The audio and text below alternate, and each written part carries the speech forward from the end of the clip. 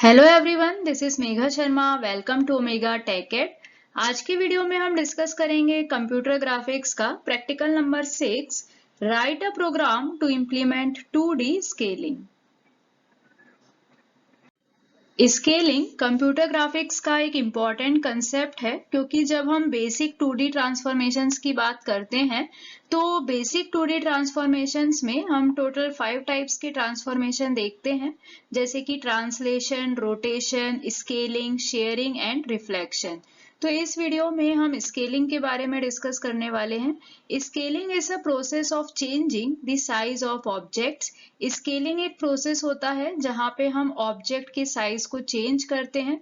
अब ऑब्जेक्ट के साइज को चेंज करने का मतलब ये है कि हम उस ऑब्जेक्ट के साइज को इंक्रीज भी कर सकते हैं और रिड्यूस भी कर सकते हैं। स्केलिंग में 2 स्केलिंग फैक्टर्स इन्वॉल्व होते हैं, जिसको हम रिप्रेजेंट करते हैं, जिसको हम डिनोट करते हैं Sx एंड Sy से, जहां पे Sx जो है वो है scaling factor along x axis and Sy जो है वो है scaling factor along y axis. अब इसे हम एक एग्जांपल से समझेंगे। जैसे कि यहाँ पे हमारे पास एक ऑब्जेक्ट है जिसके हमने कोऑर्डिनेट्स ले लिए हैं ABCD, और बिफोर स्केलिंग मतलब स्केलिंग से पहले इसके जो कोऑर्डिनेट्स हैं वो कुछ इस तरह से हैं।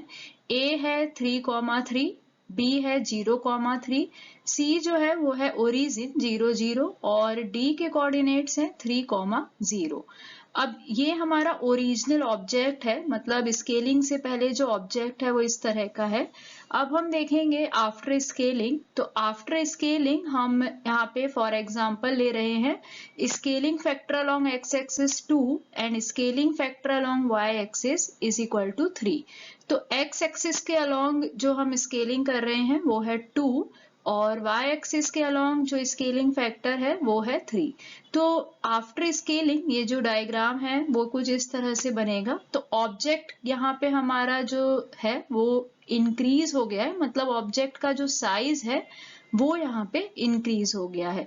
तो अगर हम न्यू कोऑर्डिनेट्स देखें और ओल्ड कोऑर्डिनेट्स से उसे कंपेयर करें, तो ए जो पॉइंट था उसके ओल्ड कोऑर्डिनेट्स थे 3,3 और न्यू कोऑर्डिनेट्स बने हैं 6,9।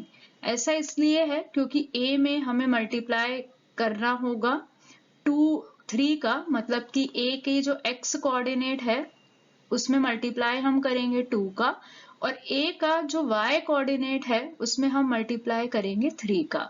तो 3 इंटू 2 6 होगा, मतलब a डैश का जो x कोऑर्डिनेट होगा वो होगा 6, और 3 इंटू 3 9 होगा, मतलब a डैश का जो y कोऑर्डिनेट होगा वो होगा 9।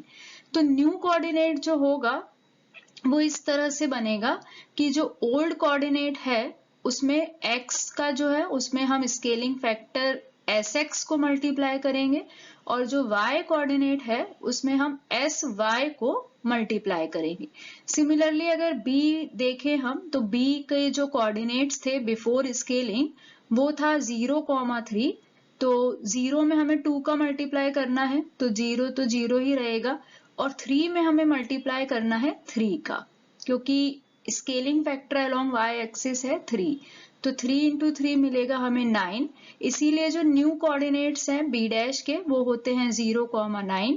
c में कोई चेंज नहीं होगा क्योंकि दोनों ही कोऑर्डिनेट्स 0 0 हैं, और d में x कोऑर्डिनेट था 3, बिफोर स्केलिंग x का कोऑर्डिनेट था 3, तो आफ्टर स्केलिंग 3 इंटू 2 हो जाएगा 6, और 0 है y कोऑर्डिनेट 0 है d का, तो बिफोर स्केलिंग और आफ्टर स्केलिंग ये 0 ही रहेगा।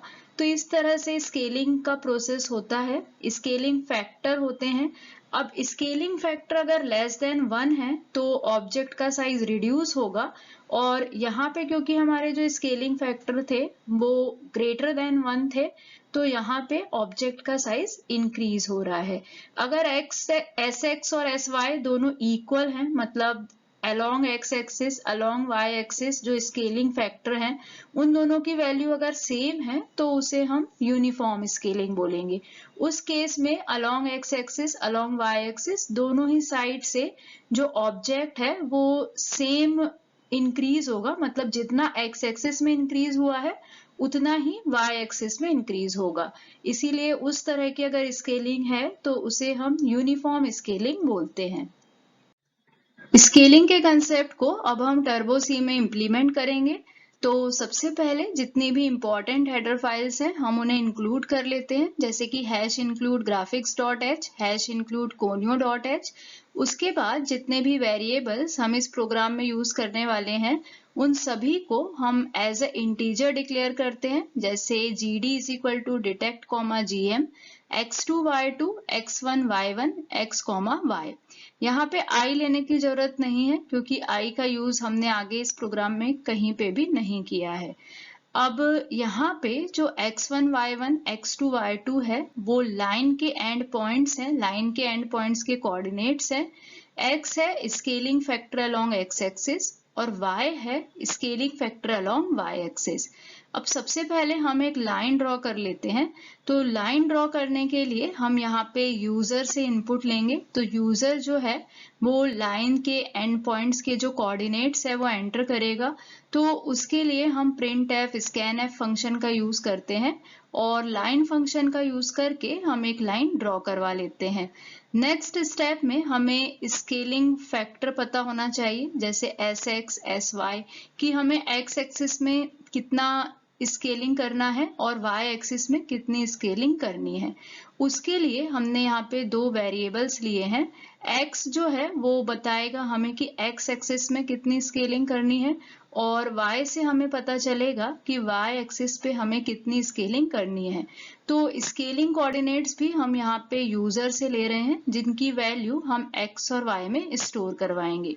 अब हमें न्यू कोऑर्डिनेट्स फाइंड करने हैं क्योंकि जो लाइन हमने ड्रॉ की थी उसके जो कोऑर्डिनेट्स थे बिफोर स्केलिंग वो थे x1 y1 x2 y2, लेकिन आफ्टर स्केलिंग वो कोऑर्डिनेट्स चेंज हो जाएंगे। x1 इज इक्वल टू हो जाएगा x1 मल्टीप्लाई x, क्योंकि x1 में हम x का मल्टीप्लाई करेंगे तो हमें न्यू x1 मिलेगा। y1 हो जाएगा y1 is equal to y1 into y, जैसे कि अभी हमने डिस्कस किया था कि x1 का जो न्यू कोऑर्डिनेट होता है वो इक्वल्स टू होता है x1 का old coordinate multiply by sx, मतलब scaling factor along x axis.